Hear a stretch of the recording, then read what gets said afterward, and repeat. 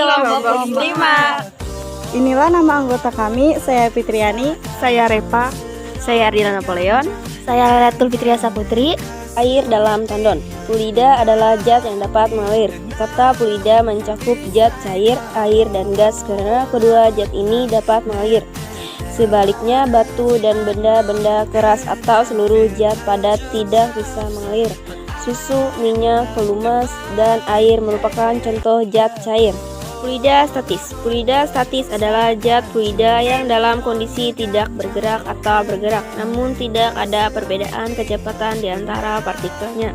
Fluida statis disebut juga dengan hidrostatis. Fluida merupakan salah satu aspek yang penting dalam kehidupan sehari-hari. Fluida ini dapat kita bagi menjadi dua bagian, yakni fluida statis dan fluida dinamis. Pengertian dinamis. Fluida dinamis adalah fluida bisa berupa zat cair atau gas yang bergerak. Untuk mempermudah dalam mempelajari, fluida di sini dianggap steady, mempunyai kecepatan yang konstan terhadap waktu, tidak termampatkan, tidak mengalami perubahan volume, tidak kental, tidak berturbulen, tidak mengalami putaran-putaran. Contoh fluida statis dapat diperhatikan pada gambar dan data hasil pengamatan berikut.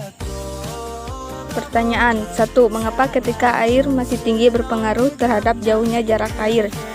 Pada saat masih tinggi menyebabkan tekanan pada aliran air rendah sehingga kecepatannya tinggi. Saat kecepatan air tinggi dan tekanan rendah, maka jarak aliran air akan semakin jauh.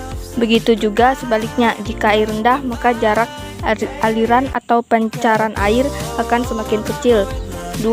Mengapa kecepatan berbandingan terbalik dengan tekanan? Di dalam fluida yang mengalir dengan kecepatan tinggi akan menghasilkan tekanan yang kecil. Demikian sebaliknya, saat fluida di dalam kecepatan rendah akan diperoleh tekanan yang tinggi. Hal ini menunjukkan bahwa kecepatan aliran dan tekanan berbanding terbalik. 3. Bisakah menghitung kecepatan untuk waktu?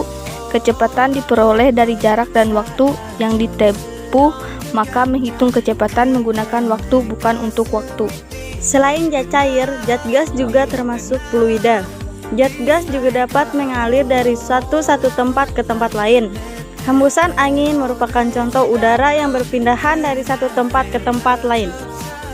Kesimpulan yang dapat kami ambil dari percobaan ini adalah semakin tinggi air maka kecepatan akan meningkat dan tekanan turun. Semakin tinggi air maka jarak aliran air akan semakin jauh. Tekanan dan kecepatan berbanding terbalik. Semakin tinggi tandon maka jarak pancaran akan semakin jauh dan sebaliknya. Terima kasih banyak. Dadah.